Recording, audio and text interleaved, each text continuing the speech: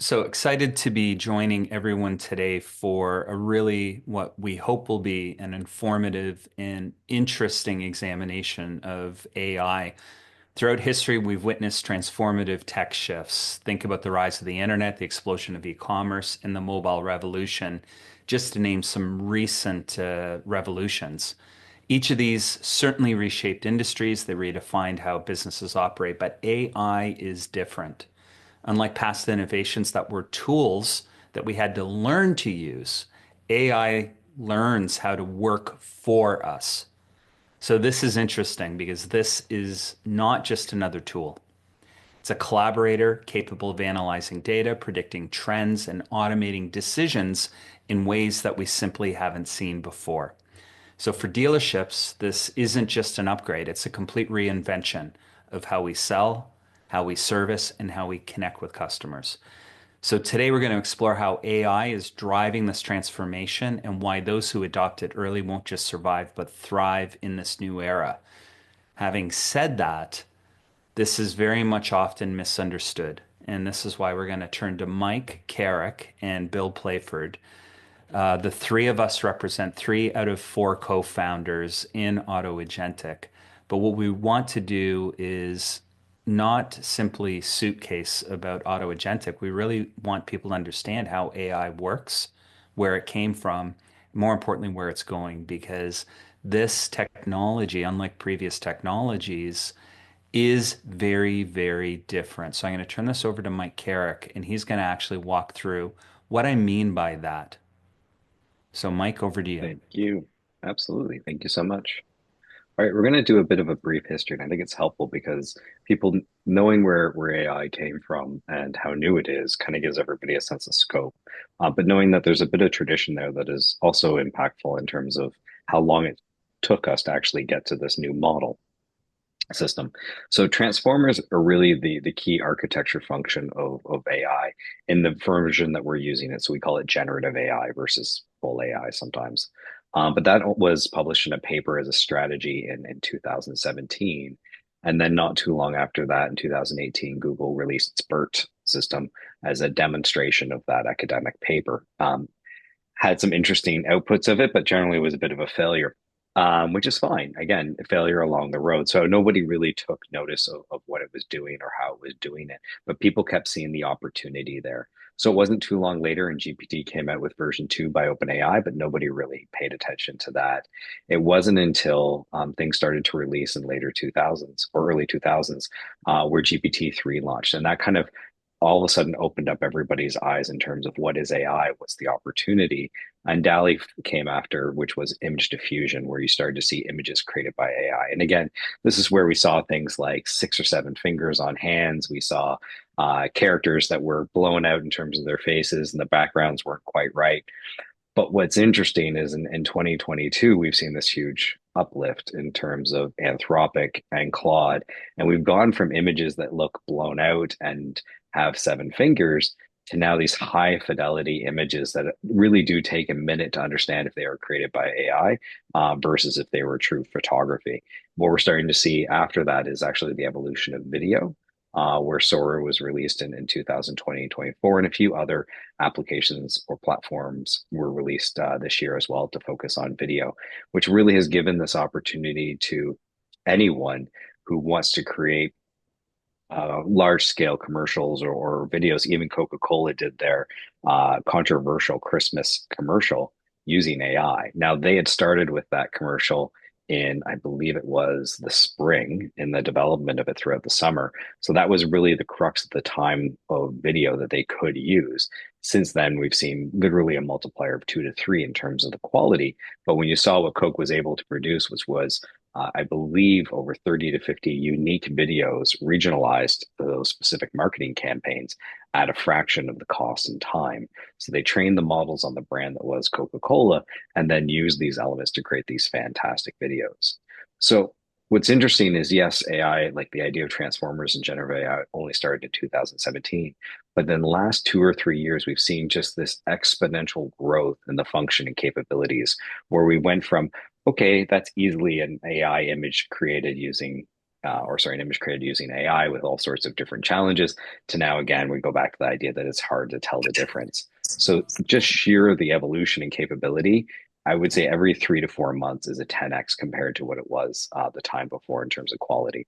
And the multimodal systems in terms of going from language-based generative AI, now we have images, now we have video, we've got audio podcasts, we have top musicians on music streaming that are AI generated music. We have influencers that are AI generated influencers. So you're just seeing this amazing content creation coming from these AI agents that is really impacting the understanding and how we look at content and content marketing.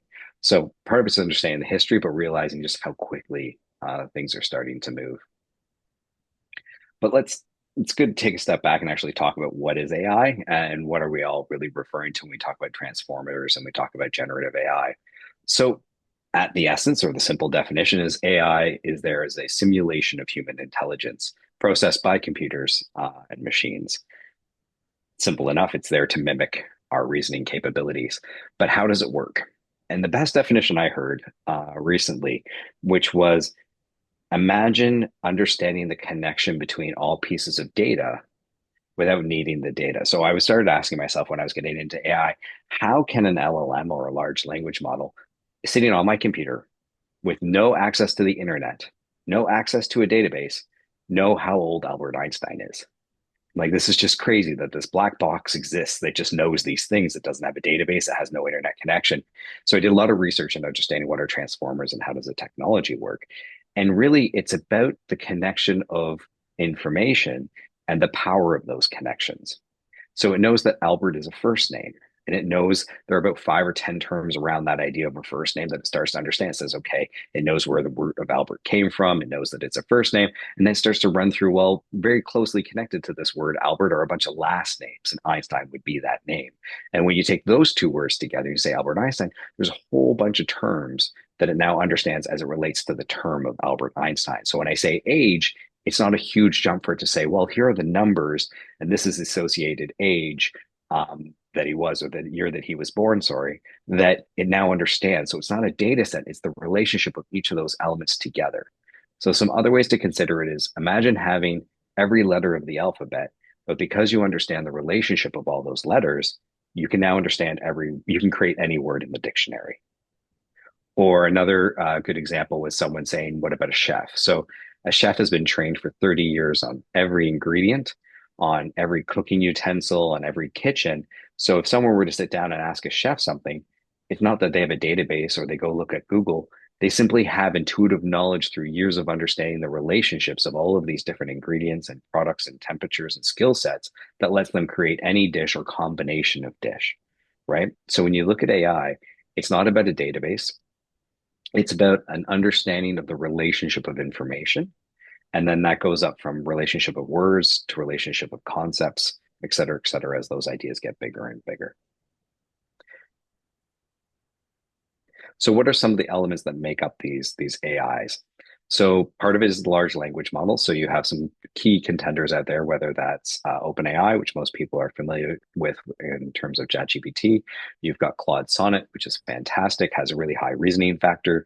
You've got Google's Gemini, which it's kind of called to fame as its 2 million context window. But there's new runners every time, whether it's open source systems like Llama from Facebook or other competitors that are coming up that are constantly kind of drive. So what you see are all of these competitors hitting this LLM marketplace with this constant push to who has the best reasoning, who has the best capability, all while trying to drive costs down because that's a key driver in terms of using these systems. So it's a really big ecosystem of LLMs, and you could self-host them, you can train them, but it's Barry once said that's kind of like energy. You can get energy from a bunch of different sources, and they all have unique benefits to them.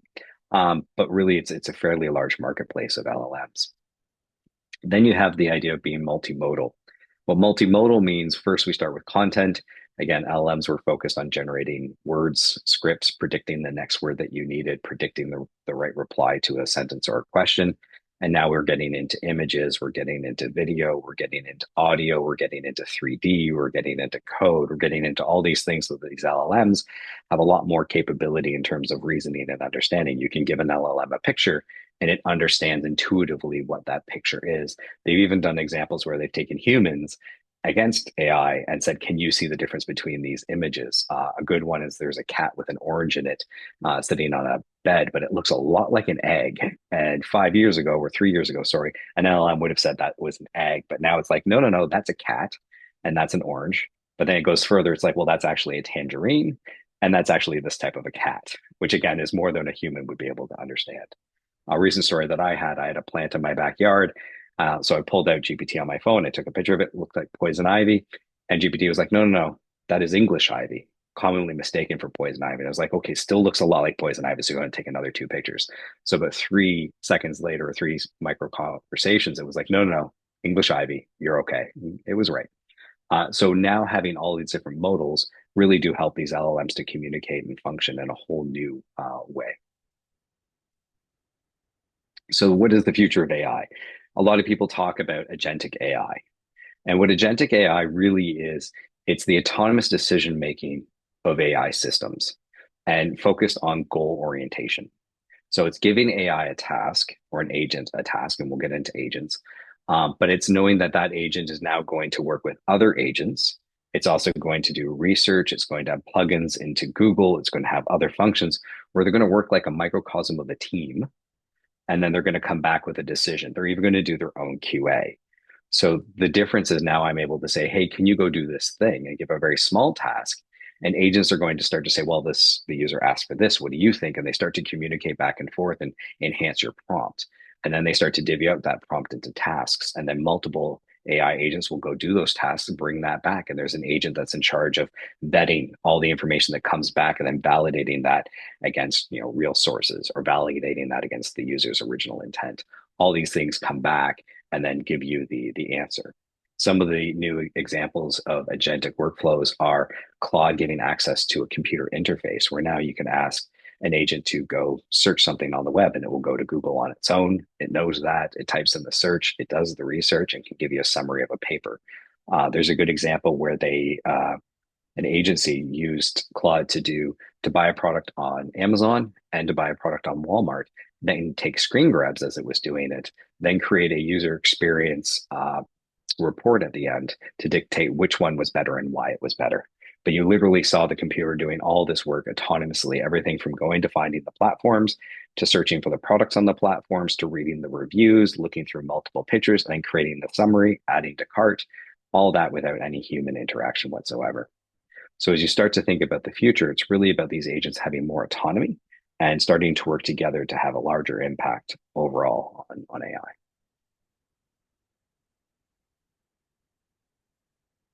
Anything I missed, Barry?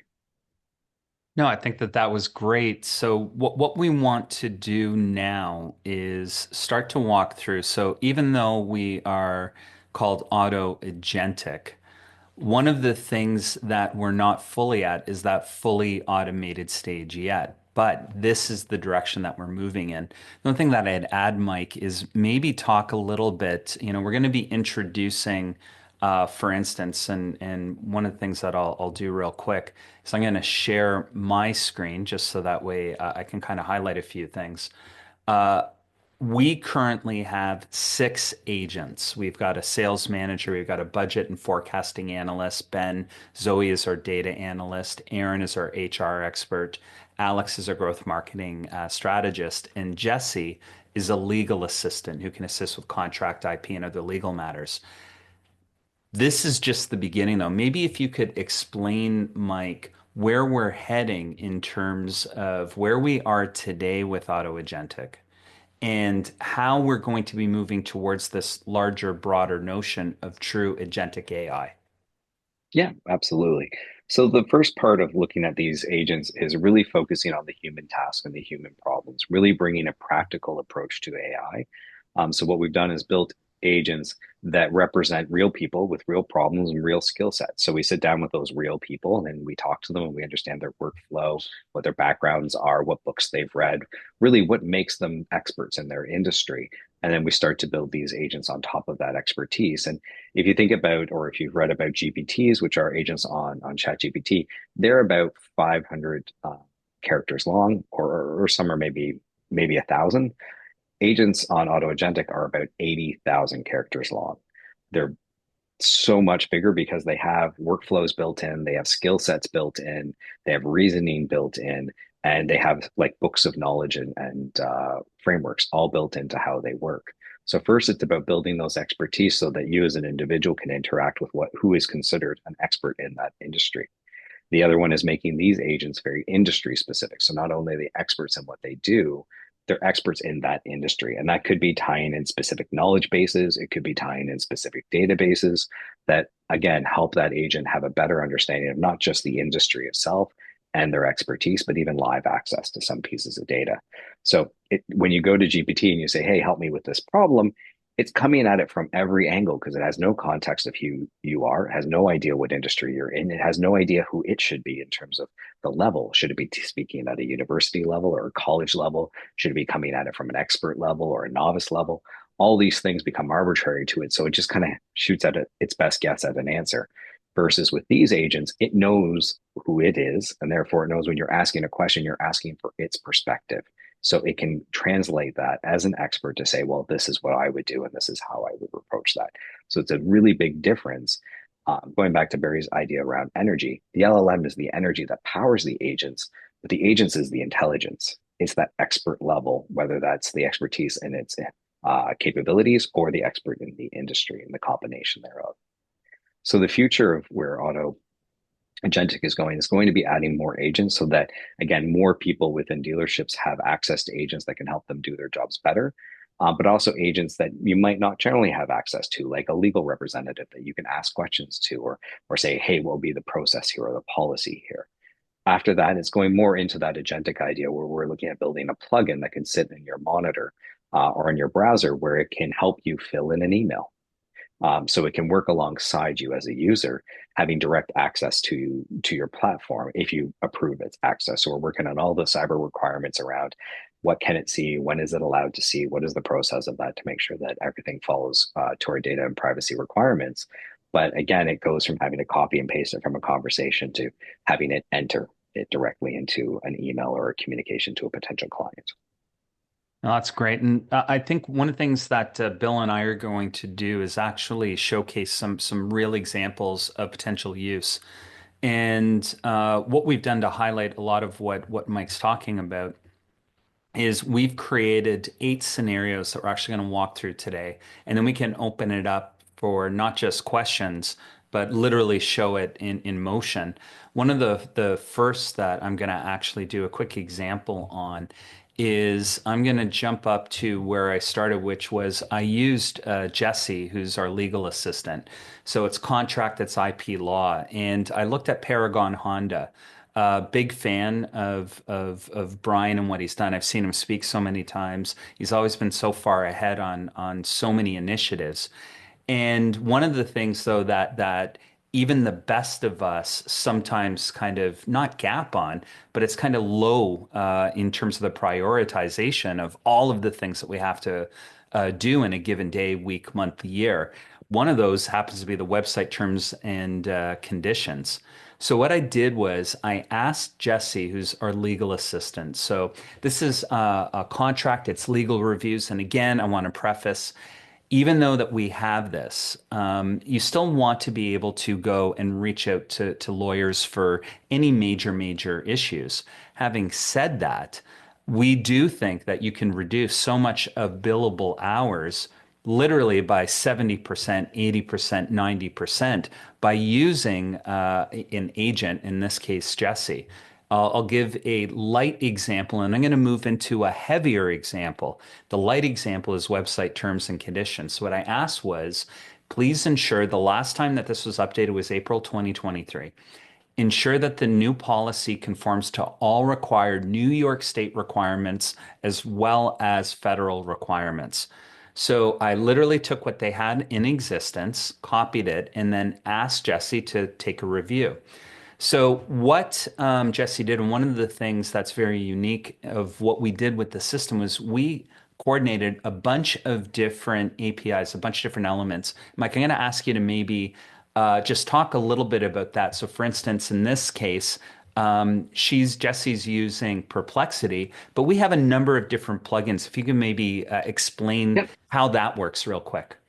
Yeah, so agents, we have a library of plugins, so consider them like microservices that we can then pair up to agents so they can reach out and do things. And some are self-contained, like creating a CSV file or a calculator type of functions. Others are links into services that exist outside of our platform. So Perplexity is kind of like a version of Google using really good AI. So it does a phenomenal job of doing search based on your specific criteria, but then also creating summaries of those search while providing cited sources and links to those sources. So Perplexity is a phenomenal search engine. If you don't use it, you totally should. It's great, but then sometimes it's better to use Exa. And Exa is a search engine that does what's called a neural search. So when you look for something, but you're looking for an idea and you're not really sure, what Exa does is it takes that initial word search and then it starts to look for similar words and similar concepts and then does a more general search, helping you kind of reach a wider net of searching. So those are just two of them. We also have Flux integration for image generation, all sorts of different services that we can then use. So rather than our clients having to go to Flux and then go to Perplexity and do all these things, we bring all those tools to bear into a unified single experience and then connect it with the agent that it should be connected with for the right result, for the right impact. And what makes this really interesting, and you're going to notice when I go to some of my other examples, I'm calling out specific New York laws versus federal laws, which may differ from other states or provinces or countries. So the ability for Jesse in this instance to be able to look for a New York-based dealership, all of the various technological integrations that Mike's been talking about, as well as the fundamentals of how the system was trained. This is where this is all coming into being. So what Jesse ends up doing is indicating, for instance, where some gaps are. So the policy that they currently have needs stronger language regarding consent and privacy controls. And even though that there is a section children under 13, it needs strengthening as it's not currently aligned with New York's proposed Child Data Protection Act. You've got data collection and processing with lack of specificity. And so you keep going through in terms of what's missing, where there's some gaps. So then what I asked Jesse to do is, can you update based on all the recommendations? So we get this updated terms and conditions. Now, the key, I think, when you're working with any AI system, and an issue that a lot of people make is they just take that first draft. But the reality is, when we're working with AI, this is really a collaboration. I really think of AI agents as team members. And I would never go out and whether it's a senior team member, a junior team member, or even a lawyer, I'm not just going to say, here's my question. They're going to give me an answer. I'm going to run with it. I'm going to ask other questions. I'm going to expand on it. What this allows me though with Jesse is I can do all this without paying $300 or $500 or $1,000 an hour. So what I've now done is said, okay, how does the updated version compare to the original? And because I already had the original, I need to re-update that. So now it starts to check dealership website compliance requirements. And again, it goes through and it says, here's key improvements, how to enhance, add detailed data collection categories, strengthen minor protection, etc. But then it indicates, here's some additional updates, FTC safeguards rules compliance. You will notice we have incorporated really simple things like copy code. So you can just copy and paste directly very easily with one click. Core info, there's PCI compliance, advertising compliance, vehicle data protection, etc. And then there's areas that need expansion. So without going into all the details, I then simply asked it, update accordingly based on your recommendations for a full text version. So this is now what it's done. It's taken that original group of terms and conditions taken off of the site, and it's created a far more thorough but applicable to all necessary laws to fully update all of this. So now when you go in, it literally starts to break out everything from how data is being collected and processed to data usage and sharing, cookie policy, getting into FTC safeguards rule compliance, all sorts of payment security, PCI compliance, user rights and responsibilities, special protections under minor protections, etc., accessibility compliance, and then it gets into vehicle and service information, as well as other mobile applications, what's happening when it comes down to digital marketing, legal compliance, etc.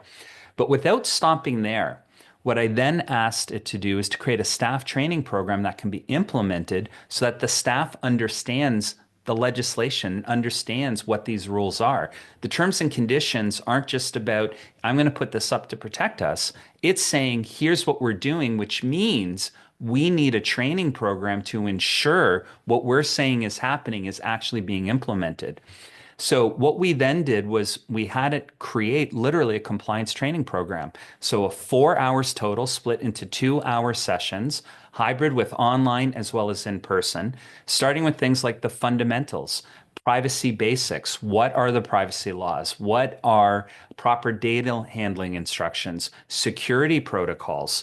What are you doing when it comes down to incident reporting procedures? What's happening with consumer rights in terms of privacy rights, specifically under New York law, data access requests, consent requirements, etc.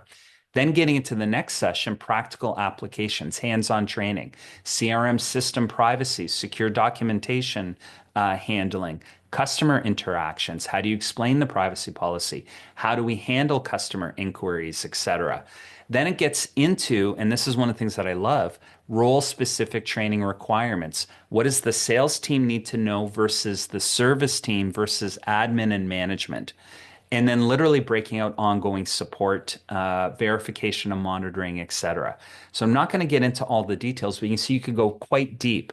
And along the way, you're seeing different questions. Would you like to review detailed content for each training module, which you can do? Should we create a detailed rollout calendar for the training program? When you think about the power behind this, it becomes exponential and doing the things that, quite frankly, who wants to update the terms and conditions? We did all of this. I did all of this within 10 minutes and at that level. So now I'm going to show something though that's just a little bit different. I'm going to kind of jump over now and showcase how you can utilize, for instance, our growth marketing specialist, which is Alex. And I used Bomden Chevrolet. And I asked it to provide a summary of key reviews, and I literally gave it all of the links for Cars.com, Kelley Blue Book, Yelp, and Google. So think of, and there were tens of thousands of reviews, by the way. So I asked it to provide a summary of key reviews and extract the information that we need to know about it. So here's what it did. It went through all of that literally I asked at 1:36, and literally immediately it did that review with all of those and said, okay, here's what's working. Your sales team performance, here's the strength, here are the key players, literally calling out the individuals who were mentioned in those reviews. Here's the facility, here's the positive feedback. Here's the quick service when done right, because obviously there were some issues where it wasn't. But what's not working? Service department issues, numerous complaints with the service department, specifically poor communication, long wait times, etc. The post-sale customer service, pricing transparency, inconsistent experiences. So it then starts to talk about, well, here's how we can improve CSI. And it goes through training, process improvement, different feedback loops, what to do in terms of consistent communication, and highlighting these core items. So then I asked the system to work literally with our sales manager. So I used the marketing agent and I asked the marketing agent to work with our sales manager. So two AI agents started to work together. And I wanted them to create the training. So what they did was they started to create a service department overhaul that include excellence in automotive sales as a training program. There's a customer communication module, service process efficiency in terms of intake procedures, diagnostic efficiency best practices, time management for technicians, conflict resolution, de-escalation techniques. You're getting a lot of bad reviews. How do we sit down and take a bad situation or people that don't want to hear bad news about their vehicle? How do we de-escalate? How do we have empathy training? How do we learn how to really work with this? And then start to create different standard operating procedures for the service department. So all of these things started to go through, including pricing transparency, all the different SOPs for the pricing process, et cetera, et cetera. And then what I asked it to do, so you can just see all the information that started to come in, and I'm not going to go into huge detail, but I'm happy to answer more questions later. It creates an implementation plan in terms of different phases, how to manage it. So then I asked simply, what's the most important thing we can do immediately for improvement? So it took all of that long list and it said, hey, right now, the most important and immediate action for improvement is to overhaul the service department communication process. Great. So it's now sitting down and saying, here's a rapid action plan to do this immediately. Emergency service department training session over 1 to 2 days. Implement customer communication checkpoints, create and deploy a service communication toolkit, establish service communication champions, implement daily huddles, launch a customer feedback response system, have a 2 week intensive monitoring, and a quick customer survey. Okay, great. So now what I do is I asked it to start to expand on the emergency service department training for the session and provide a detailed breakdown of the agenda. So now it sits down and literally breaks down. Here's the welcome and introduction, understanding the customer journey, communication skills workshop, including active listening techniques, empathy training, nonverbal communication, so that people understand body language, tone of voice with role playing, technician to layman translation. So, techniques for explaining complex technical issues in simple terms. And then setting and managing expectations. So, you see how this is broken out in day one and then into day two. Then, what I asked it to do was we want the dealer principal to make an opening statement before the session begins to highlight. And then I used Bomden Chevrolet so that it would really capture what was important to them. And then it started to highlight, good morning, everyone. Thank you for being here today for this critical training session. As the dealer principal of Bomden Chevrolet, I want to take a moment to emphasize why we're all here and the importance of what we're about to undertake. And it literally created the full speech. Now you'll notice here, include 1 or 2 specific negative reviews. So then I asked it, add the actual quotes based on the review. And this is the quote that it added. This is the worst place for service. Please save yourself time and do not purchase cars here, et cetera, et cetera. So within, again, 10, 15 minutes, all of this was outlined. And the starting point was doing a full review of thousands, literally tens of thousands of customer reviews from 4 key review websites. So that's another example of being able to utilize and have different agents work together. So one of the next things that I then did, totally different shift here, was I went back to Jesse, our legal assistant, and I said, how should we document and handle a manager who's been having an affair with the female team member who reports to him?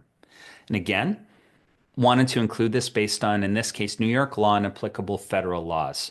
So one of the very unique things that happens is the system will also ask questions, much in the same way as when you're interacting with any staff member. So has this relationship been formally reported or disclosed? Are there any documented complaints, etc.? This is where that depth, more information in, is giving you better answers.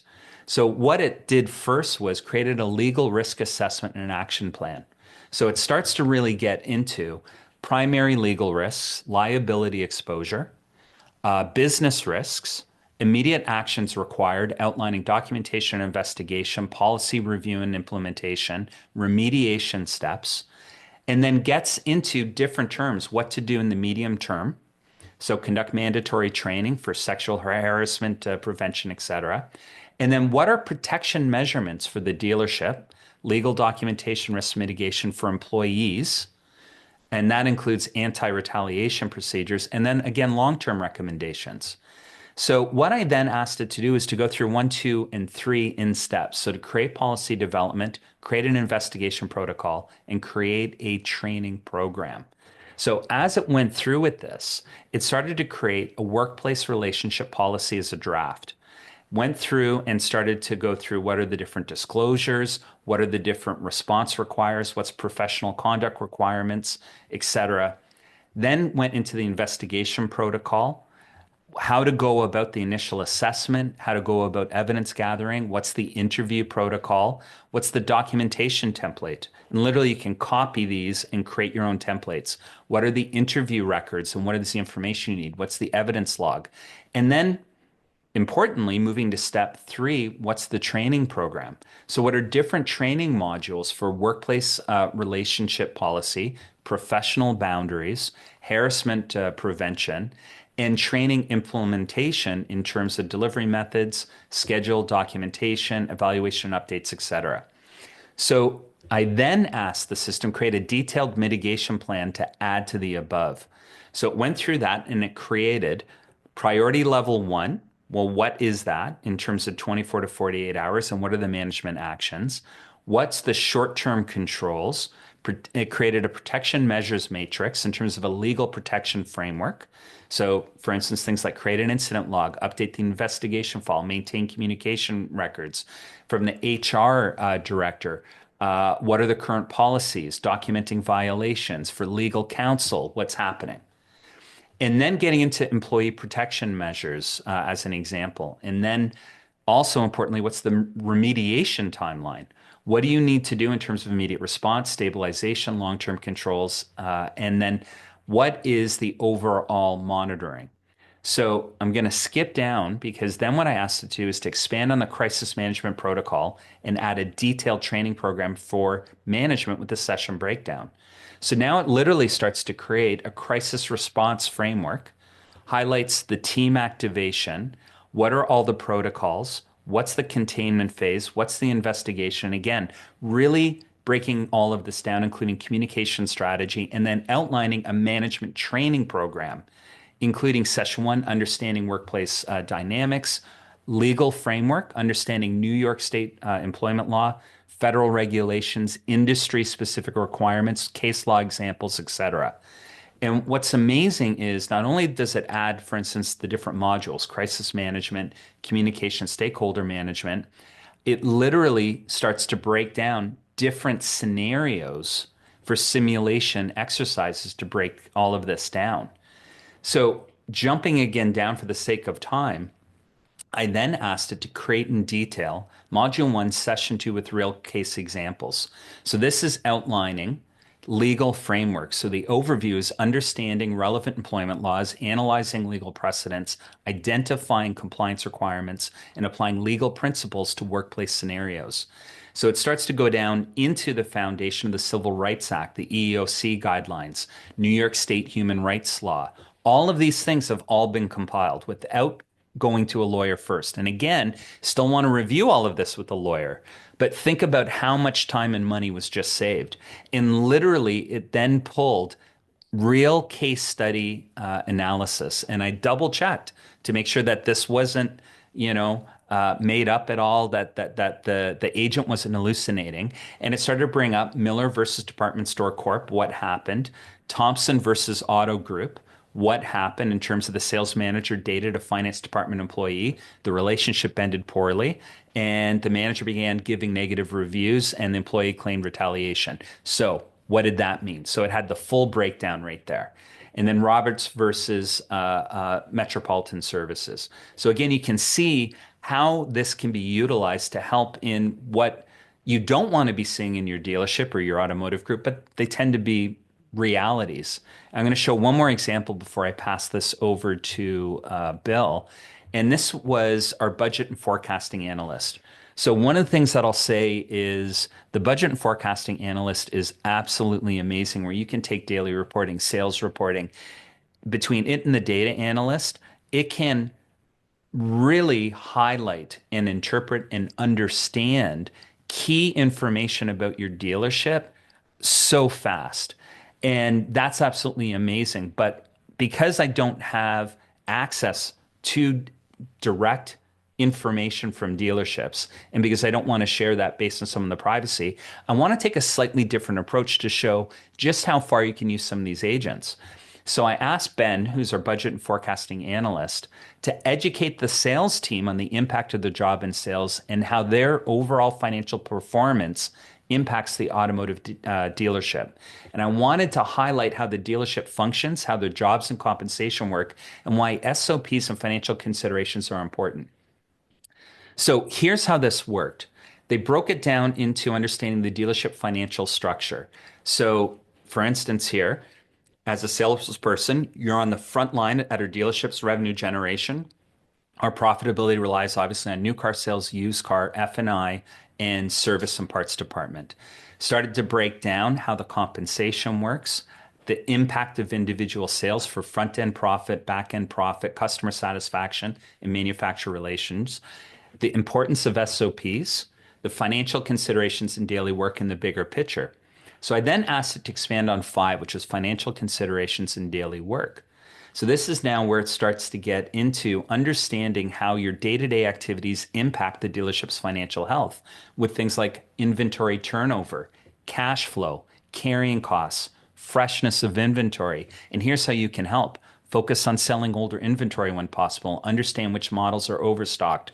Push those. Provide feedback to management on customer preferences. Understanding the customer lifetime value. So the importance of repeat purchases, service department revenue, referrals, and literally getting into how they can help create a better balanced product mix. So a very different way of thinking about how finance and sales can work together. And then an efficient use of resources. So what's happening in terms of when you're properly nurturing leads, which Bill expand a little bit on in terms of the sales agent. And so I went through all of this, and then I asked basically our finance manager to work with our HR agent to create or with our sales manager, sorry, to create a sales training module on finance. And so then what it did was it created understanding finance and automotive sales, and it created a whole area of an introduction to automotive finance, basic financial concepts, getting down into everything from cash flow, understanding MSRP, invoice, dealer holdback, incentives, rebates, etc. Getting and understanding lending basics, leasing, in-house financing, extended warranties, gap insurance, other F&I products, etc. Understanding front end and back end profit. So think about the more that people actually understand these things, not just the things that they want to understand, like base salary versus commission. We all know that every salesperson wants to know that, the bonus structures, but really all of the other aspects financially about making this work. So then I asked it to expand and go into depth on C. In-house financing include a script to allow sales to understand why this is important. So it literally then started to break down in-house financing and how it works, why it's important, what are the risks and considerations. Going so far as to create a full script of walking through between a salesperson and a customer so that they can explain in-house financing to potential customers. So just a few examples again of how not only can AI help your business in some of the more, I don't want to say base requirements, but really starting to use that at a much, much deeper level. So Bill, I'm going to throw over to you to continue. Yeah, thanks, Barry, and thanks, Mike. And I know we had a couple folks join since we started, and I always think it's important to talk about kind of the basics of AI in the very beginning, just because there's so much noise out there, and it's hard to really understand, what's a headline, what's clickbait, what's just strictly for entertainment value, and what actually is real. So I think it's always important to review that because every day we're using the worst version of AI. Like it's always going to get better. It's always going to change. It's going to continue to evolve. And I think it's really important, no matter, it might be a little boring sometimes. We got to talk about that part. But I think two other thing I want to get you guys caught up on is when Barry and I were talking about this, we wanted to really show the kind of full breadth of what agentic AI can do. I think we've all seen sort of the one trick pony in terms of it's almost like the pejorative AI that we see today in automotive, especially. But really, we're talking augmented intelligence more than anything. We're taking people who are a lot of times high school educated, and we're giving them, we call them like MBA interns, but in this case, legal interns. But at any rate, they're very brilliant, trained professionals to make your staff even better. Because I think we all know, and if you guys have worked in the industry, you know we can't just dip into this magic bucket and pull out the best quality talent to work at a car dealership.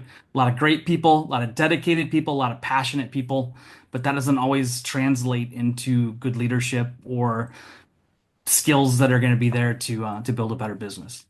So we wanted to choose some of those examples. So I want to share a couple that really kind of complement what Barry was talking about a second ago. And you guys know that I'm pretty passionate, if you know me, and I kind of want to pick some things I think that a lot of dealerships struggle with. And sometimes I don't want to talk about it. And so I'll share my screen real quick. Do you see it? Okay, thanks. So one of the things that I run into a lot, especially in 2024, is this notion of somehow we're going to take our sales team and make them our BDC agents. We're going to make them our internet sales team, and we're just going to just expect them to take over phones and take over sending well-written emails, and they're going to be able to incubate these relationships. And so, one of the things I wanted to do actually is, and that's something we wanted to share with somebody if they really wanted it, to really create like an aptitude test for your sales team.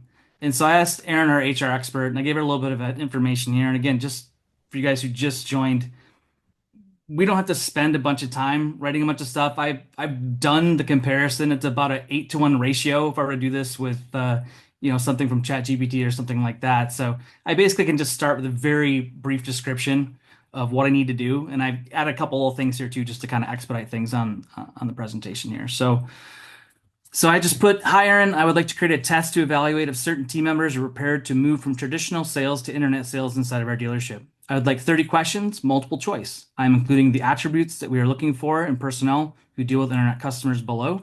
Proficiency in VIN solutions, our CRM is a must. I'm also attaching a report card from a company that monitors our internet sales process. Ding. But we basically just have a couple things there. Please give me an example of a test, including 30 example questions and answers based on the shared material before we discuss any enhancements. So, as Barry demonstrated before, our agents are very conversational. So they're not going to make something up if they need additional context. A lot of times they'll start off with 3 or 4 questions just to make sure that what they're going to deliver is going to be, a better quality out of the gate. I did this just to kind of shorten things up a little bit. So what it is, I took a basic job description that I had available for what a BD agent would have to do, and I attached the report card. And I think this took a few minutes to load up, but in any event, spat out an answer really quickly. Certainly, I'd be happy to help you create a test to evaluate team members' readiness for transitioning from traditional sales to internet sales within your dealership. Based on the attributes you provided and the information from the attached report card, I'll create a 30-question multiple test that covers the key areas you've mentioned. So within basically a couple minutes, I've got 30 questions. All the answers are already built in there based on the criteria that the dealership has. So what would have taken an internet sales manager, including interruptions, probably 3 or 4 hours to do, this is something that took a couple minutes, and it's something that they can give their team right away. One of the things I also like about this platform, and we've all heard that kind of feature bug analogy.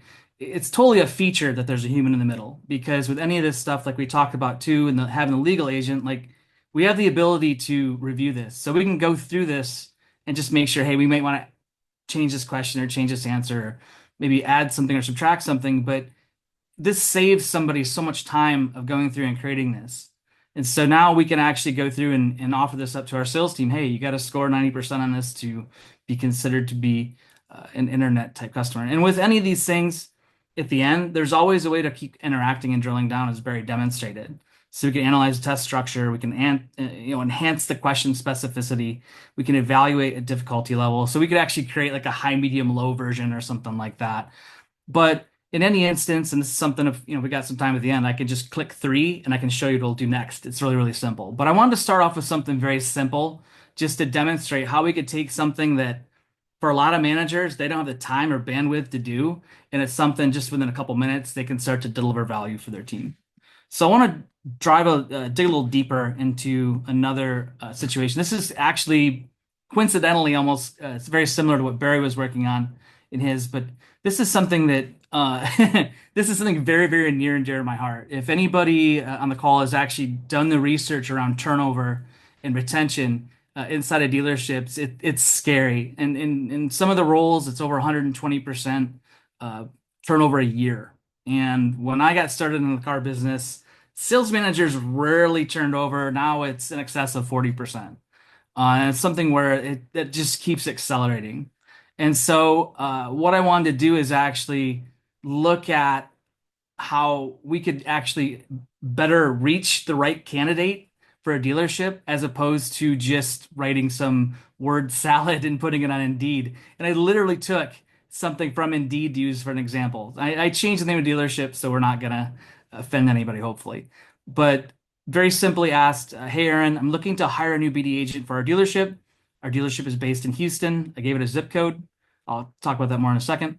Our best BD agents use word tracks and phone scripts well. They're also really good at using the CRM. It seems like we're hiring a new agent every 3 months. Can you rewrite that I can ensure that I attract and retain the right candidates before any questions? Here are the details I used on Indeed. So I literally just copied and pasted this from Indeed, and I changed the dealership name. And I want to read some of it just because it's hilarious. I moved through the first one just so I get a little time on this one. So bilingual sales consultants, internet sales associates, sales executives, customer specialists with social media background preferred. Brand new state-of-the-art dealership. The car business is booming and we are hiring. While other dealers are paying straight commission, we offer a very generous base salary, one of the highest in the business. We serve customers from all over the world. We are also looking for multilingual and bilingual applicants who can speak English and Spanish and English. We're looking for self-starter, great people skills, who's professional, outgoing, with high goals. We can train you to be successful in auto sales. Right. Due to the recent changes in customers' buying habits, our business is booming. We are looking for salespeople to handle the increase in our customer traffic! Exclamation point. We have a family-friendly and great team atmosphere. Do you want to truly enjoy your job? Work at Houston dealership and you will. And so list the benefits, but if we can just look at this objectively, this is really about the dealership. It's not even about the candidate they want. They're talking about the wrong things. So I'll spare you the rest of the gory details on this, but this is the one thing this should give at least the dealership people a laugh. The pay for this is 50,000 to 250,000 a year for a BD agent. Okay, which is it's hilarious because most dealerships I've worked with over the years, like if it gets to like 65,000, they're flipping out. So the fact that they put this out there really sends the wrong message. So taking that, I asked Aaron to go through this, or Susan to go through this, and thank you for providing the detailed information about your hiring needs. I understand you're looking to improve your job positioning to attract and retain the right business development agent for your Houston-based dealership. Let's refine this job description to better target candidates who are likely to succeed and stay with your company. I'll rewrite it with a focus on attracting candidates who excel in using word tracks, phone scripts, and CRM systems while also addressing the retention issue. So that took, just so you know, I want to show, because when I started this, that was 1647, and by 1648, a minute later, I get a completely brand new one that actually talks about things that are more apt to be beneficial for that particular candidate. So I'll just read the first couple things here, and then we'll kind of roll through it. But are you a driven sales professional looking to build a long-term career in a thriving family-owned auto dealership? Do you excel at building relationships over the phone and leveraging CRM systems to drive results? If so, we want you on our team. So this is one of the things that just right off the hop, it already starts to address what's important about that role as opposed to the other stuff. Very first bullet point, thrives in a fast-paced, metrics-driven environment. That's true. And a lot of people who start in the car business in that role in particular, they don't understand that. That's not abundantly clear. And so we're already starting to address the fundamental flaws of that initial job description. But I decided to go, hey, look, we can always make this better. We're working with a professional CRM agent or a CRM or a HR agent, excuse me. So let's ask and see how we can make this better. So what I asked her to do is, can you please use all your expertise to list all the skills necessary for a dealership business development agent?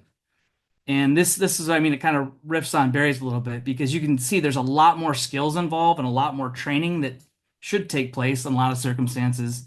But isn't really called out. Well, this is going to call it out. And so you can see 1, 2, 3, 4, 5, 6, 10, 15, we're going on and on. Every single one's got bullet points. This is all the skills necessary for that particular role.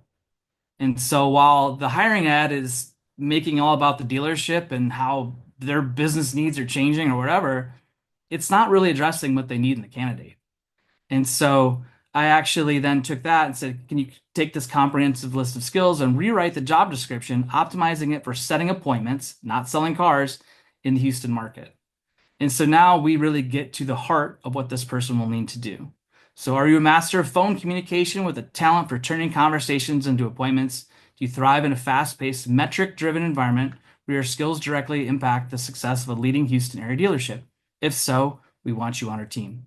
So that first paragraph really gets to what we're trying to get for that particular candidate. So instead of trying to promise them a $250,000 salary for setting appointments, which will never happen in a million years, we're really trying to focus in on the individuals who are going to actually stay at the dealership. So we're not going to sink 6, 7, 8, 10, $30,000 wherever in training to somebody and then just have them go down the road to work at another dealership. So goes to the key responsibilities: conduct outbound calls to potential customers, leveraging effective word tracks and scripts. Respond promptly to inbound leads from various sources. Qualify leads and set appointments for the sales team. Maintain accurate records in our CRM system. Follow up with customers to confirm appointments.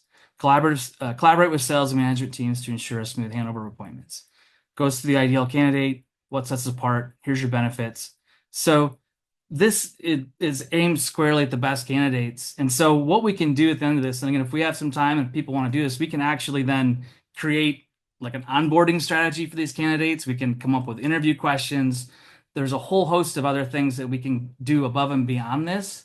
They're actually going to take this, tactic, which we're using now, and actually turn it into a strategy where not only can we attract the best candidates, we can create a program to get them up to speed on skills, incorporate some CRM training, things of that nature. Most dealerships, and I can speak with authority on this, don't have the bandwidth to do this. Even if they wanted to do it, even if they're passionate about this, they don't have the time and resources to make this possible. So this is something that within a matter of just a few minutes, again, we've got a playbook that we can use. And instead of taking 90 days or 6 months to create a whole curriculum, we can do that in a matter of just a couple hours with this. So it's super, super, super time efficient.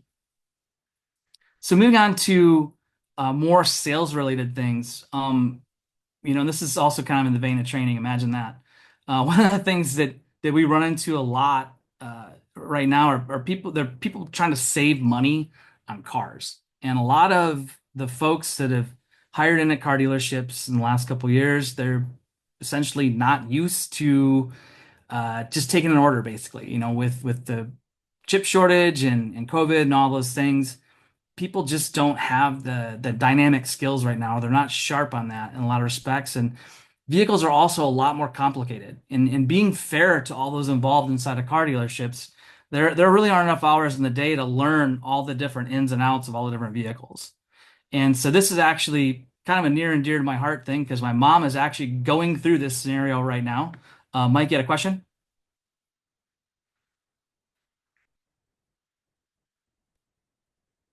Oh, you're muted.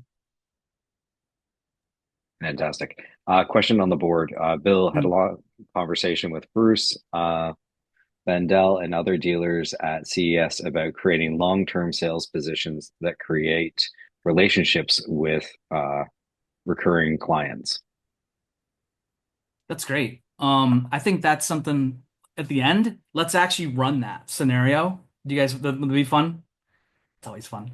So we'll take a look at that. But that's actually a great comment, a great question. And this is a great tool for something like that. So the example I have just set up here real quick, and I kind of go through this.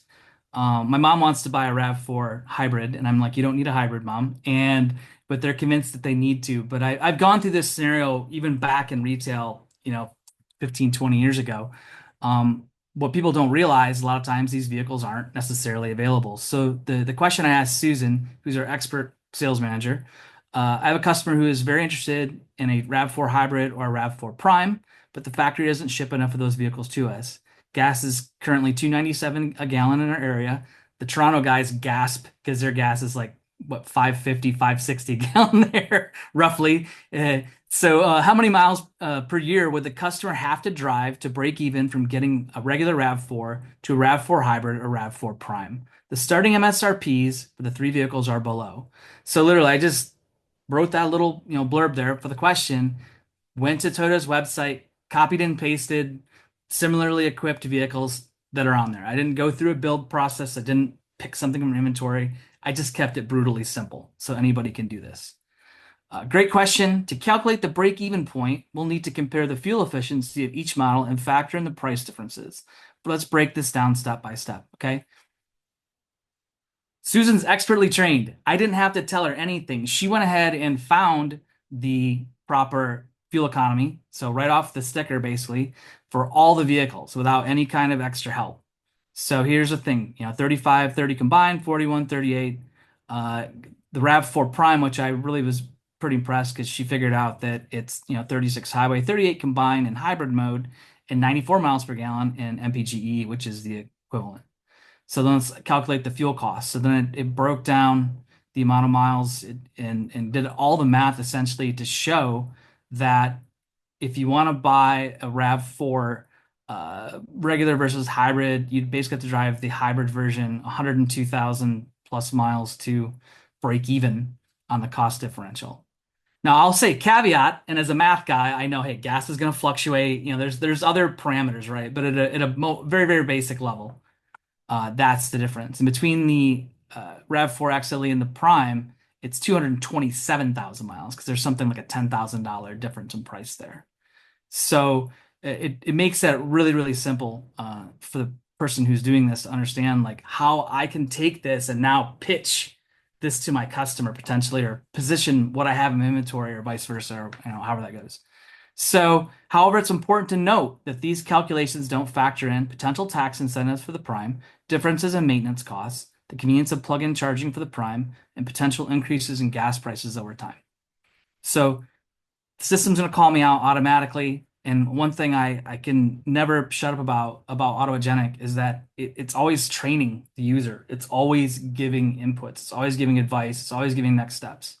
And so if you can imagine somebody in the showroom using this who may not have a lot of product understanding or may not have very good control even of the vernacular of the vehicles we're talking about, it's going to give them passive education while they're doing this. So, this is great. What other variables should I incorporate to help the customer make the best decision? The dealership and customer are both in Michigan, so there might be state and federal incentives still available. So let's just see what it says. You're absolutely right to consider additional variables, especially given the location. Here are some key factors we should incorporate to help the customer make the best decision. So it talks about the state and federal incentives, charging infrastructure. That's something that is a good point of discussion. Driving habits, climate considerations, maintenance costs, resale value, future fuel prices. So you can see the list goes on and on. So again, this is an educational component. Now it's teaching the user about these different things. So in the future, they can come up with this on the fly, or if they're in a showroom conversation or a conversation in the lot, they have those details to talk about it. So let's make it useful. Can you draft an email response based on your findings and incorporate the questions around driving habits? That's key factor 3. Certainly, here's a draft. Here's my subject. Are you interested in Toyota RAV4 models? Dear customer name. Thank you for your interest in the Toyota RAV4, particularly, the hybrid and Prime models. I appreciate your patience as I gathered some detailed information to help you make the best decision. Based on current gas prices and starting MSRPs, I've calculated some interesting break-even points. So here's your break-even points. However, these calculations don't tell the whole story. To help you determine which model will be best for you, I'd like to ask you a few questions about your driving habits. What's your average daily commute distance? How often do you take longer trips? Over 100 miles? Do you have access to charging at home or at work? And so if you guys, if you guys know CRM process and communications, like these are good engaging questions to the customer to respond back. It's also going to help us then better position ourselves as a dealership to help them out. So your answers will help us determine if the Prime's 42-mile electric range could significantly reduce your gas mileage. Also, as a Michigan resident, you might be eligible for federal tax credits of up to $7,500 for the RAV4 Prime, which could substantially reduce the price difference. Other factors to consider include potential lower maintenance costs for hybrid models, Michigan's climate and its effect on battery performance, availability of public charging stations in your area, your interest in reducing environmental impact, which we know some people it's a philosophical thing. I'd be happy to discuss these points in more detail and answer any questions you might have. Would you like to schedule a call or visit the dealership to explore your options further? Looking forward to helping you find the perfect RAV4 for your needs. So for me, this is such a great jumping off point for this type of customer. But more importantly, if I don't know anything about these vehicles for the most part, or I don't know about these points to bring up to the customer, it automatically puts those things in for me. So as a user, being a human in the loop, I can go back through and I can read these things, just make sure, hey, this I'm comfortable with this, or maybe I want to add this, or maybe I want to tweak a little bit of the wording. But when I'm done, I just copy and paste it and send it. I'm good to go. And I can say that when I go through this with people who aren't, steeped in dealership culture or haven't been, kind of had certain bad habits beaten into their heads, maybe it's just one of those things where like they're blown away because they would not ever get a response like this from a dealership. They haven't gotten that in the past. And this is just one of those good examples of how we can get that jumping off point. I don't have to tell Susan to like, invite the customer in. I don't have to tell her to do that, but like I can tell you that I've worked with hundreds of people who I can bring that up weekly to them and they still don't invite the customer in for an email and it's already built in. Barry, you had a question?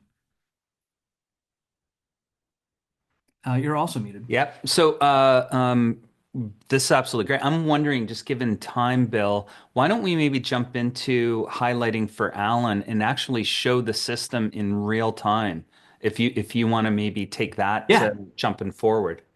Yeah, let me did he put it in the chat window? Let me just bear with me 1 second if you can pull it out, just so I can copy and paste it. Yeah, and I think even Alan, if you even want to expand on that, and then we can literally just show in real time how the system operates. Yeah, can you guys hear me? Yeah. Hey Coop, how are you? Thanks for Good, coming. mate. How are you? Good. Say, Good. guys, listen, I'm actually in Vegas at CES. I've been listening as much as I can. I'm in the middle of trying to prep for evacuation for my girlfriend and the fires, so I did miss a little bit of this, but so the point that I put up there, guys, was this, and you guys, I think there's a couple of others that know on the call that know me as well, but look, I spent 15 years selling cars, and I never left being a salesman in the dealership, same brand, same location, within the same PMA. So what you talked about there, Bill, and you and I have had this conversation before, and I love this opportunity here, is my conversation last night with these guys. These guys own like 100 dealerships between them. And I said, here's what I did, guys. I said, I sold cars for 15 years. I just continued to develop the relationships with consumers. They knew me. They trusted me. It was everything from sales to service and just an all-encompassing business relationship for their automotive needs. So more like concierge. And I said, as much as the management tried to recruit me to be a closer, a GSM, a GM, or put me through dealer school, it just made more sense to me to sell cars and make $300,000-$400,000 a year, which I did, right? Yeah. Because I was that guy that went, no, screw it. I love working 4.5, 5 days a week. And the relationship that I built stayed not just with them, but their kids, their grandchildren, their friends, their family, and everything else. So AI and a solution like this, and this is where I'm going with it, the guys will look at them and they went, Coop, you don't exist anymore. You're a frigging dinosaur, dude. No millennial is going to work for that sort of amount of time, not just that sort of money. No one wants to be a professional salesperson for life. But if we can take something like AI and all of the data that is available in the dealership that never gets tapped into, because I'm the guy that is the pariah out there that says, why would you buy a lead? Why would you spend money marketing or advertising to anything but your gold miner customers that you've got there, whether it's 10,000 or 40,000 or 100,000 consumers? And they went, no one wants to do that anymore. I think you've probably got the golden goose here to some point. So that's where I was looking at, Bill. Yeah, so it's really funny you mentioned that, Coop. And I don't know if you know John Gottschalk used to work for Ford Direct, and Yep, I know, John. okay, so John and I were talking yesterday, and he it's funny because he said like think about all those situations where somebody leaves a dealership and they leave their entire book of business behind, and then nobody knows to do it. They're just orphan customers. And I know I can see like Todd's on the call too. I'm sure he remembers this from the dealer days too. But a lot of times the CRM will just like automatically reassign these customers to people almost arbitrarily, but they don't understand that total customer value component. They don't really take into account that that customer may have bought 4 or 5 cars from the dealership, and I've seen it happen me personally more often than not. Those orphan customers end up with like the brand new people. It's like the last people you really want to have somebody that valuable. But again, it comes down to not knowing where to start. And one of the things that it's a recurring thing as I use this tool more and more every day, I realize that it just gives so many good ways to start building a plan or building a process.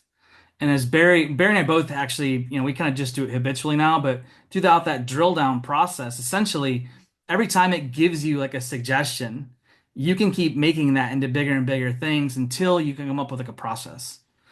So I'm gonna ask the HR agent really quick, just kind of take a little bit of a summary around what we talked about, and just say I like to create a training process around taking a book of business from a salesperson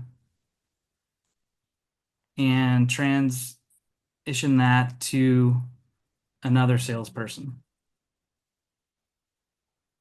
How would I go about doing that? Okay. So I'm going to use this in the Bill, most simple way. Yeah. Bill, can you add to that? Keep what you have there, but I think Mm, also what I like about Alan's question is I'd extend it mm, further. How can you ensure that the customer stays with the dealership over a lifetime and is done in a way that expands into friends and family? Because I think Alan's question, and I actually, Alan, sent separately to Bill and Michael, that's a really interesting perspective that you just gave in terms of the yous of the world, the us's of the world. It's a different generation. It's not a knock on the generation, but how do you ensure that we don't lose that lifetime value? Yeah, and here's a great two things here that I'll jump in. Bill, I changed that there. So mm, so I'm the dinosaur, right? That I just described as these guys called me. That and I took it further and I said, look, when I got penciled because an owner didn't like paying me more than what he was paying the GM, mm. um, He that wasn't paying $250,000 yeah, like the exactly, BD agent. yeah, and he said, I said, I'd leave. And he said, well, you left everything behind. I said, no, bullshit. I said, gold mine existed in those days. I said, I took my customers with me and I spent the time and money to let everybody know my platinum, gold, and silver customers as I ranked them. There's titanium as well, but there's also tin, right? But take the core group that you need to communicate to, and I would let them know that I moved 10 miles down the road to the next dealership selling the same brand. I'm a dinosaur because I would do that, as I'll call it, right? Most people don't take their book of business with them because they don't, one, they're not around like this today. My old partner still is 40 years in. He's making $800,000 a year selling cars as a salesman, right? But Mm, he's taken his business with him. Where I would reword what you said there, mate, instead of reassigned to a salesperson, and sorry, I'm getting into the nitty gritty of it here. It'd be mm, reassigned to my top salespeople that, not to a salesperson or a green pea, because isn't that what used to happen? Hey, this guy just left. mm, Here's his customers. Call him, and nobody's trained to do it. Give it to a salesperson that's been there for 4 years or more, and mm. watch them just skyrocket. So it's just a process thing that I'm thinking about there. And the other thing that you guys nailed there that to be aware of when talking to these guys, they said, "Hey, again, you're a dinosaur, dude. You're 65. Nobody's, there might be people out there like you, but there's no new people coming in there. And they used the example. They got millennials in there and others, and they said, look, these guys are making 150, 200 grand a year, and they try to tell them how they can make more and build this and say, look, and he used the example. He said, I showed one of these guys my lovely $25,000 Rolex. He flashed it up, and the guy looked at it and he said, yeah, the salespeople, they went, yeah, that's great. You got a nice Rolex. Tells you the time. And then he held up his iPhone and said, and my phone tells me the time too. Why do you need a watch on your hand? You're a dinosaur. So there's this whole change in the mentality and the talent pool of people that are selling cars, right? That What I think it's is in what I think is interesting about that, Alan, is you can actually use AI to help kind of break into the mental models. So Mm. you can create personas based on specific age demographics and figure out specific techniques and communication strategies that work. I'm not saying like translate my content into Gen Z speak by any means, but there are ways that it Skibbity understands toilet, behavioral Mike. analysis. But I think there's some interesting, powerful parts of what these systems Mm. can do to help to negotiate those differences when you have someone who's, let's say older, speaking to a younger demographic and being like, hey, how do I speak to this? And I'm not trying to pretend to be that demographic, but I want to speak in a way that makes sense. I want to understand what their values are. And similarly, if you have a younger person on a sales team speaking to someone, 60 years plus, they again should have a different tone of voice for that different market, speaking to them with respect, whether using terms like sir, madam. But there's an interesting persona and behavior that can come from the intelligence of these systems that can help train and influence that. Yeah, and yeah, it actually we can make it work. I not can no show you. what So Coop, what I will happened. jump on after the call and I'll give you a specific example I already have that's actually pretty similar to what you're talking about, but it's got the dealership in there, and I don't want to put that on just Yeah, live. no, that's cool. But like just letting this run, I just want to just in terms of demonstrating how the system works. So we put that initial prompt in there, and so a lot of times it's going to ask a question. So I think it's important to show that because it's a conversation. You're having a conversation with an expert. So I can say, hey, give me an example before the conversation, but based on this is a very broad thing we're looking at. It's going to want some additional context. So can you provide more context about your dealership's current training practices, customer retention strategies? Are there specific challenges you're facing in this area?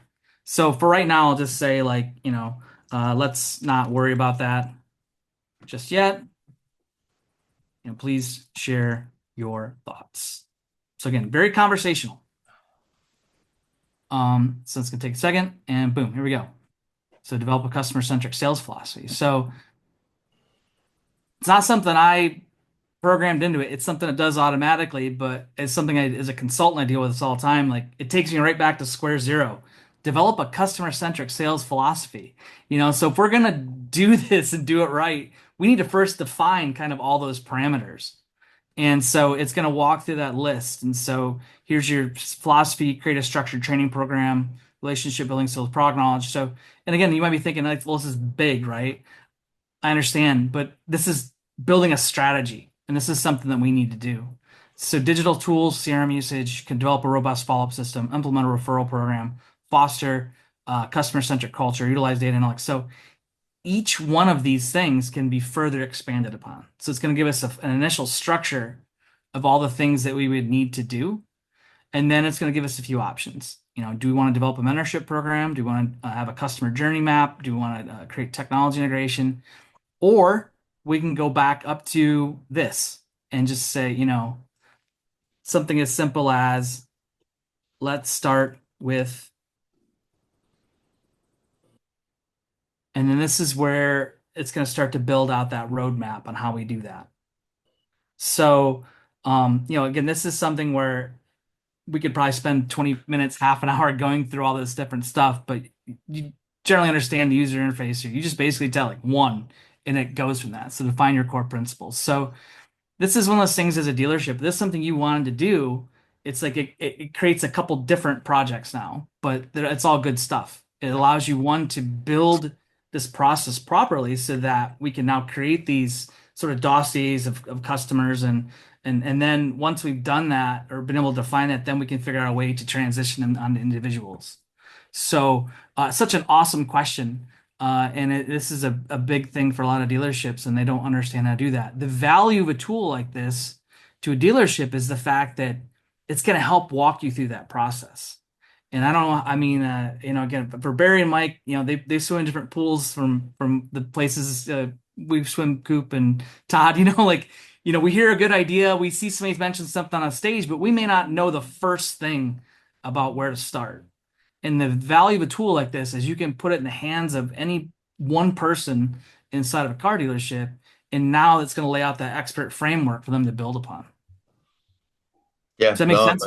yeah, no, it makes total sense, mate. I love it. I mean, it's that you need a roadmap. I mean, another comment that I had out there from people, these guys, business is getting tough, and salespeople, they're useless.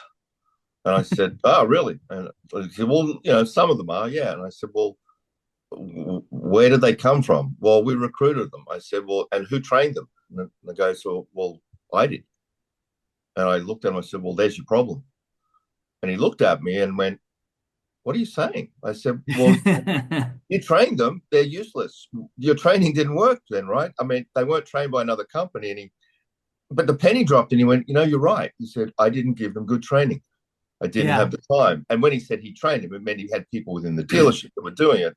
So this here is kind of like, if we look at the big world here, the way I look at it, like in my simple Australian uneducated way, is that the internet is the world of knowledge of everything that we've dumped into it. And what we're getting here is everything that has been taken in there, connected, everything that you guys said. This is the culmination of it, to be asking a question of the global wealth knowledge and pool. Yeah.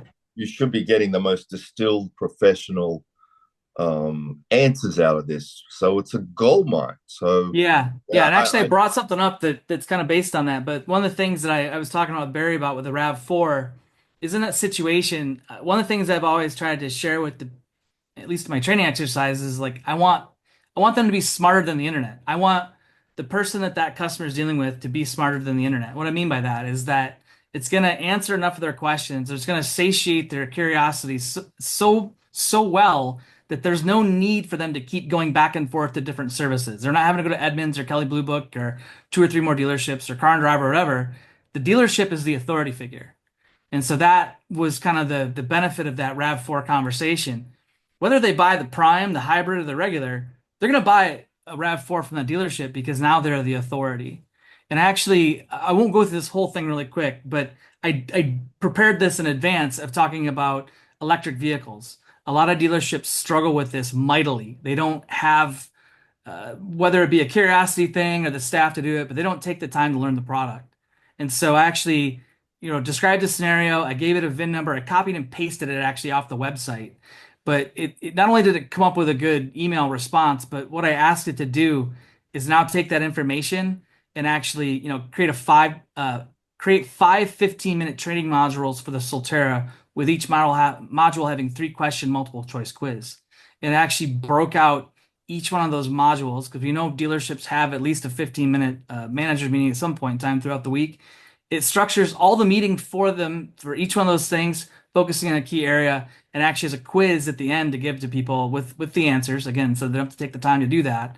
But this took a whopping minute for the system to do this, and now they can go in instead of like, who wants to do a walk around to the Solterra? Not me. We don't have to go through those different scenarios. It's already built. It's going to focus on those things, and the system is smart enough to just automatically know a lot of stuff, but it's going to go out and search for those resources like Mike was talking about to find the details necessary to fill in the blanks so that way the team actually can get that product knowledge they need so desperately. Yeah, I mean, I'm going to give you one here. You brought up a couple of things that just, again, the walk around, the driving experience of a vehicle. Us old guys that out there were taught all of that stuff, that touch, feel, walk around every vehicle, know your competitive vehicle, go to those competitive dealerships, sit in their car. I mean, I did everything I was taught by a really great sales guy.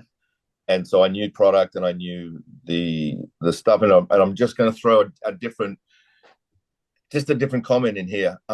I bought a Tesla 3 months ago, 4 months ago. I bought it because, Elon dropped the price so far. I could pick up the tax credit, and I'm in that car with equity still, which is great because I'll get out of it. But I wanted to understand what it was like to drive a Tesla that's been refined as much as it has. It's still, they could have, they're not the most advanced, but they're really good. And one of the things that I discovered here as a walk around thing, I'm in the car, I've got the full self driving. I went to Autovate, I let it drive all the way from LA to Phoenix, without touching the wheel or the pedals, right? Wow. And one of the things that I did was like I was getting really frustrated. Well, not frustrated. Like at nighttime, it was like with 2 a.m. to 6 a.m. because it was low traffic and I could haul out there. It was brilliant, but it's the eye in the sky. The cameras look at my eyes to make sure you're looking at the road and paying attention. I got tired of that, so I put on sunglasses at night, and it didn't know what to do. So it was it's like so that was there. Now, a month later, I don't know if they followed me or someone else or everybody that would figure that out. Now, if you put sunglasses on and you're on full service drive mode, it's telling you must touch the steering wheel and just apply a little bit of pressure. So all I'm going back to here, mate, is that that's something that the average salesperson would never know about the nuances of a car. But if you, with what you've got here, mate, I mean, you've got the ultimate salesperson. Yeah. And the knowledge that you can pull into. So, yeah, I'm excited about that, and I'm excited about like the stuff like everybody's out there. Todd's doing stuff, you're doing stuff. I mean, the opportunity in this industry is to change the nature of what that salesperson looks like and how they're building the relationships, which is what I wanted to come back to. I know we can talk about that later, but mate, that's like these guys here that I was talking to, like, Jesus, how can we find the perfect salesperson and just clone 8 of you, and that we don't have to keep replacing you? You have that magic here, and to take it further. So, Well, Alan, just to kind of build off of that, one of the reasons why, you know, the sales and the marketing are kind of as I used to say, you don't go to a restaurant because they have clean washrooms, but you certainly you won't go back if they don't. To me, right now, the sales and the marketing from the AI agent standpoint are kind of like the clean washrooms. Everybody has some of those elements. What we've done is really train and incorporate them at a significantly higher level, and you're seeing that in the responses. But when you add the other agents, data analysts, finance, legal, HR, what now ends up happening is you've got a collective team that doesn't have ego, understands how to look at everything objectively, can, to Bill's point, break down how do I communicate? One of the things that Bill and I did, we didn't show it, but we literally created what are different training mechanisms based on team members for their learning styles. And we had the system generate literally a protocol that each team member could fill in. And based on how they filled that in, it would then say, this is how we're now going to train Mike versus Bill versus Jennifer. And this is where I think the other aspect, and I really liked a lot of your commentary today, and one of them was, hey, you train them. So if they're useless, for us, it's recognizing how do you train individuals without having a homogenized approach across the board. And I think that's going to result in not only higher CSI, but higher employee satisfaction, lower turnover. And you're just going to see that start to roll in a way where, as much as people are worried about AI taking over their jobs, I actually think it's going to enhance them and enhance their job Absolutely. satisfaction.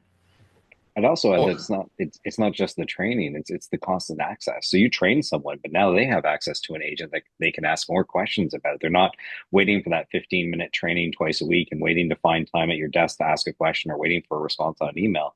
24 hours a day, 7 days a week, they have access to a sales manager who can help advise, direct, provide guidance, answer questions without them having to bother anyone. And these can be trained specifically on dealerships. We can have custom regs and knowledge databases that can help them even perform more uniquely based on a specific brand, all the way down to tone of voice and how you speak. yeah, I mean, I like what you guys are saying here is that look, going back to the dealer that when he said he had useless salespeople, and asking, who trained them. It's kind of like CRM, right? Uh, Bullshit in, bullshit out. Oh, Yeah. sorry, you guys are taping this. I won't say any more swear words, or I won't drop the big That's fine. clangers from He's an Australia. Aussie for the record. It's fine. Well, It's like it's and Alan, expected. this is for automotive industry. I don't think it's the first time that that's been heard. All right.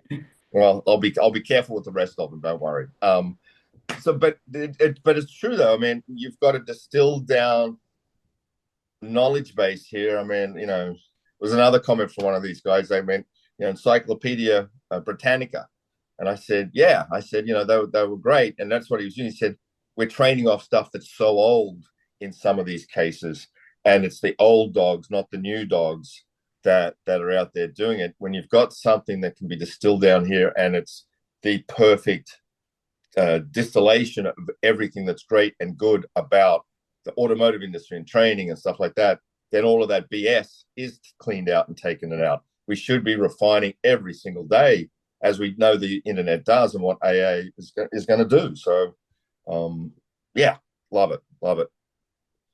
That's awesome, man. Thanks. Really appreciate all the commentary and bringing the stuff up to you. It adds a lot to what we know. And as I said, for Mike coming a little bit further out of the fringes of the industry and stuff like that, it's always kind of nice to hear some things from just not me about just how things are. But I think in fairness to everybody, and kind of wrap a ribbon around this, but it's one of those things where like I think a lot of managers have the best intentions, and we can all crap on car dealerships all day long, and we can compliment and love on car dealerships all day long. But if we look at things objectively, there's only a finite amount of hours in the day, right? There's not a 25th hour. If it's available, let me know because I would love it back. But the bottom line is there's only so much you can do. And I think you take a good manager, you give them autogenic, they're going to be like a spectacular manager. If you take a mediocre to poor manager and give them autogenic, they're going to be still 10 times better than what you got. And it just allows them, it's that force multiplication. You put in a query, you walk away, you run to the box, you desk a deal, you do whatever, you come back and it's done.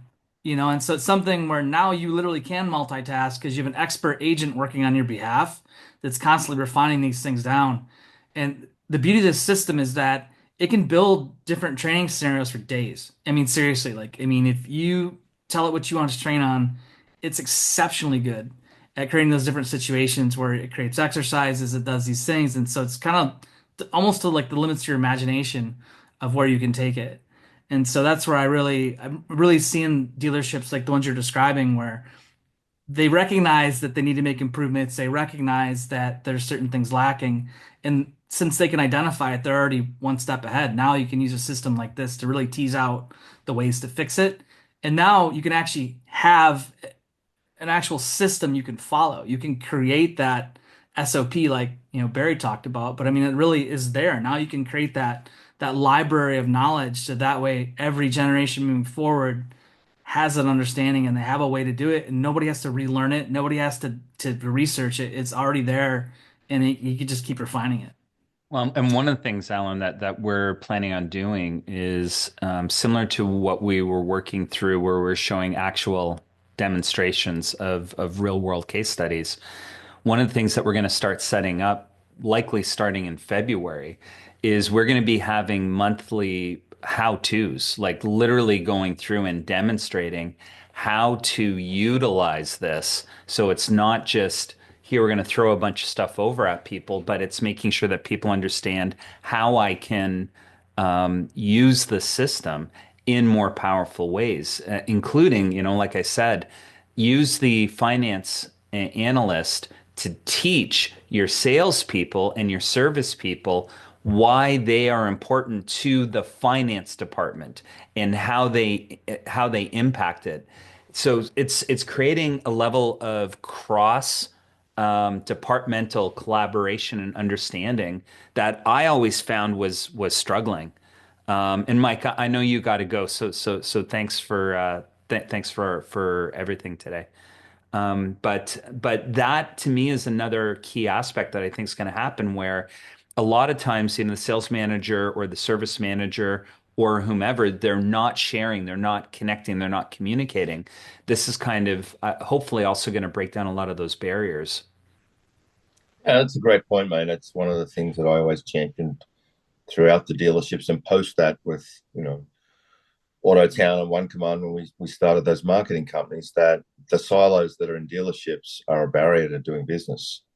And even though we sold cars, I mean, the 15 years of me selling and bringing in a couple of partners, and we launched an internet department and everything else back in '95, as you guys know, that we didn't just sell the cars. We made the first service appointment and the second service appointment. And then we'd let go of it. But if that first time return visit was paramount, right? So we bounced the service visits for our department, like I said, my customers, that in mind, we had a return first time service visit. Dodge Chrysler Jeep in Orange County of 78%. The dealership itself was 22, because massive turnover in sales, but they also had turnover in service. But because we'd stayed there for years, it's that consistency, right? But why I'm off track there to get back to it. We broke the silos down. We were sales. The service department loved us. The parts department loved us. The wholesale department loved us because we worked in conjunction with them. And the customer loved you because, as far as they were concerned, you weren't separate departments to begin with. You're the only one point of contact. And that's the thing, that why I'm saying that is, this is what you guys have got, is that sort of knowledge that can be dumped into here as part of a chapter from Encyclopedia Britannica of the old guys that's here. Imagine all of the stories, and that, like that little snippet there, that if you had the best of the industry that were contributing to this, how great would it be?